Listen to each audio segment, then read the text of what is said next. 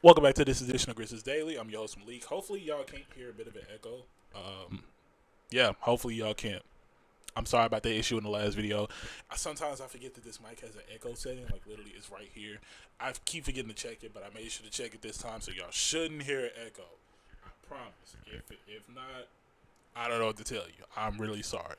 But let's just get straight into it. We actually have some decent things to talk about. Pretty interesting things as far as like next season. I do want to say real quick, we do not have an update regarding injuries for either Jaren, Zach Edey, or Cedric Coward. So once again, hopefully in the next few days or maybe even next week. So no real timetable on when we'll get an update on that. But as soon as I find out, I will let y'all know. So one of the things that we wanted to talk about. This is an article from Clutch Points. They said three top targets for trades to keep an eye on. And one of them, and I'll be honest, I kind of like the names that they have on here, but I do want a bit of an input and I have my thoughts on them. So one of them, the first one being Lowry Marketing, which ideally I think would be great for the Grizzlies. A scoring forward who can score from all aspects of the court, has a great 3 point shot for his size, and he's not a liability defensively, so that would be good for the wing position. Now, if you do that, obviously, I think he'll play the three spot, which isn't something he hasn't played before, so that's a good thing right there. And overall, I think he would be good. Now, the only thing that really makes me skeptical of him is the fact that I think the Grizzlies would. I think unless the deal is right, I don't think the Grizzlies would really work for a deal for him. Simply for the fact that Zach Kleiman probably thinks that he has the same person in Aldama, which he doesn't, because Aldama is a bit of a defensive liability. So I think if you were to trade for Larry Markkinen, you get a good pairing defensively with Jaren and Zach Edey, and you get a lot of spacing on the court. And then for that size, that leads to more rebounds. So I don't know if the Grizzlies are looking to do a big lineup, but I wouldn't hate a lineup that included Ja Morant, Jalen Wells, Lowry Markkinen, Jaren Jackson Jr., and Zach Edey. To me, that sounds like a great lineup. But in hindsight, we don't know. So that's just one of the people. The next person is DeJounte Murray. Now, good idea to trade for a two-way guard. I wouldn't mind that. The only thing about him that really just makes me very skeptical of him is the fact that DeJounte Murray has been dealing with a few injuries lately. One being a torn Achilles, and then the other one I think was an ACL. I'm not sure, but he's dealt with a good amount of injuries, so that's something to worry about. But even if they were to trade for him, I genuinely would not mind the idea of having a guy like DeJounte Murray who can handle the ball, dish the ball, even and is great on defense. So I would not mind that. And his offensive game is something that is very slept on. He's a very good scorer when he really does try. So I think that's somebody you could bring in also to kind of give Ja a break, considering we're looking for Ja to play a certain amount of games and be available at all times.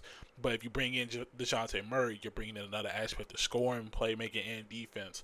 Some things that you can't even get out of Ja sometimes. So I think having him as like a backup plan or even alongside him, which I don't think they should do, because I mean you can really flex around it. I think that would be a good idea if they decide to go after them. Now the third one I'm very skeptical on, but they have him listed. Kyle Kuzma. Yes, in hindsight, this isn't a bad thing because you have somebody that's won a championship and played with some great players like LeBron and Anthony Davis, Giannis, players like that. But the only thing about Kuzma is lately he has not been a consistent playmaker. I got to be honest, he hasn't been a consistent guy, and that's just something that worries me. I mean, Kyle Kuzma, he's just somebody that I feel like if the shot's not falling, he doesn't understand to you know move on past it. I think he's going to try to keep shooting until that shot falls, and that's just something I think will ultimately hurt the Grizzlies because we've had shooters like that, and ultimately it hurt the team in the long run. So I don't think Kyle Kuzma is the ideal target, but the first two players I named, if the Grizzlies were to trade for them, I would not mind it at all. If y'all have thoughts on them, please make sure to leave them in the comments, and I got y'all, and I'm gonna look at them because I really want to hear y'all input on this. Because if this is a possibility, might as well talk about it. So I don't know. I think I'd like to hear y'all input on that and go forward from there. Now I know I just said that um, is somebody that needs to play more games, which should go without saying. But I think people need to understand because when I said that statement, I think I think some people kind of got the wrong idea of what I was saying. Ja, reality is Ja Morant's not playing 82 games. He's not even going to play 75. If he does, shout out to him. But it is a reason why I said the magic. Well, not the magic number, but it's a reason why I said the number that Ja Morant needs to hit is 65, and it's not just for awards. Genuinely, I would rather the Grizzlies have a record that they have of, let's just say, 48 and 34. I'd rather them have a game. I'd rather they have a chance where, you know, you are 48 and 34, but Ja Morant played most of those games. I feel like with that, the fact that he's played more than 80% of the season or close to 80% of the season, you have an idea of who's good for the team and who's not. Then you have a better chance to adjust the game plan and not just center it around Ja because he's recovering and getting back on the court. I think if he plays that number of 65 games or more, he's gonna be. I think that's gonna be good for the Grizzlies right there, and we don't have to really look so deep into what's going wrong with the Grizzlies. I mean, we got an answer right there if we see it, but we haven't seen Ja play close to a full season, so it's hard to determine who's really not good for the team. You know what I'm saying? Hopefully that makes sense. I'm not saying that you know because Ja is playing, they're gonna realize like, oh, this person's bad or this person shouldn't play. But it helps like figure out the system and who plugs in where. Because at the end of the day, the offense is gonna run through Ja. So why not? Why not have the person that runs the offense be available at all times? I mean, that's how you determine what works and what doesn't. So that's why I say 65 games is the answer, but I need to clarify that he's not. I don't think he's playing 75 award games. I don't see that happening, if I'm being honest. But it's great that we brought up the subject. Well, I say we. I picked the topics, but it's kind of interesting to talk about. You know, them trading for a guy like Lowry Markkinen because ESPN kind of talked about the weaknesses of the Grizzlies and one of them being the wing position and their size. Now, obviously, I talked about what about the wing position and how the Grizzlies haven't really had a consistent wing scorer since Rudy Gay, which was almost 15 years ago, which is a very big concern to me. But I mean, to me, wing size, I don't think that's necessarily the issue. Because, I mean, you look at a guy like Jalen Wells, and then you bring in Cedric Coward, obviously got Gigi and Vince. That's, to me, isn't really that big of a problem. The size part isn't. And then you bring in Olivier Maxis Prosper, who's like, what, 6'7"? So you're good right there. Now, if you're referring to, like, the age, yeah, the wing position that the Grizzlies have is just a little too young for my liking. There's no real experience in that category. That's something that does concern me. But yeah, I mean, to me, the wing size isn't the issue. I mean, I think the average age, yes.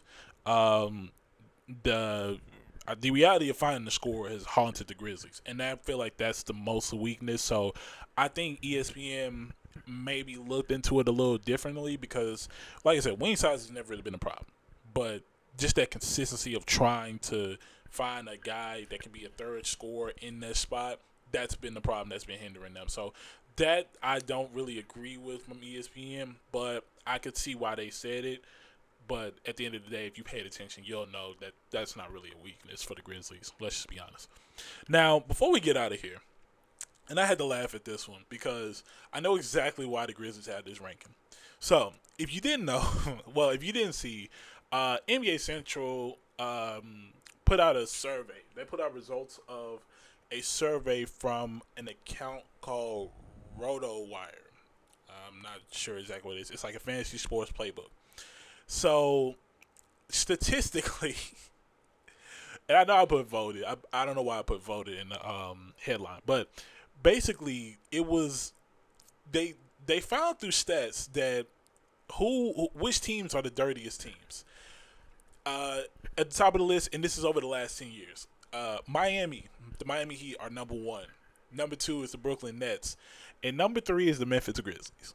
Now, when you look at the numbers, they actually lined it out very well. So, looking at this number, so the Grizzlies over the last 10 years have had 358 fines, which has totaled up to $1,130,000. They've had 10 suspensions with a total of 42 games suspended in total. Now, obviously, if you don't understand, this is not counting Ja, because this isn't on court. That wasn't on court. This is off. That was off court. So, yeah, this is all on court. So you have 10 suspensions, 42 total games suspended, and then you have an index score, which is how they determined it. It is 2.4. The highest being 2.6.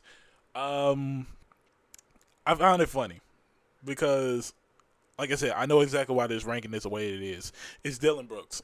It's Dillon Brooks. It's Dillon Brooks. 100%. I can't think of anybody on the Grizzlies that has done anything terrible that has warranted a suspension, a fine, things like that, other than Dillon Brooks. Obviously, players have probably been fined for on-court stuff, but when we talk about just overall the reason why we're here, it's probably Dillon Brooks. And there's no other way to say it, which is why one of the reasons why I said, as good as it is to have a Dillon for energy and sometimes defense, it just didn't get it doesn't get the team far. It really doesn't. And really, I think even in with Dillon, and I'm sorry to bring this back up, but it's like at the end of the day, Dillon Brooks, if he's on the court, it's fine for defense. It's just offense that was the main issue. He didn't know how to put the ball down. When the shot wasn't falling, the brother didn't know how to put the ball down, and their shooting efficiency was something. I'm talking real tour dates. So I don't know. I don't know, man. But yeah, that's something that I saw was kind of funny, and I thought I'd bring it up to y'all and get y'all thoughts on it too. So make sure to leave make sure to leave your comments down below in the comment section. But that's a wrap on this edition of Grizzlies Daily. We really appreciate y'all for tuning in. Make sure to like, comment, subscribe, turn on post notifications if you want to get notified for the next time that we upload. And that way you can be the first to see it. And that's for this edition. I'll be signing off. See you in the next one.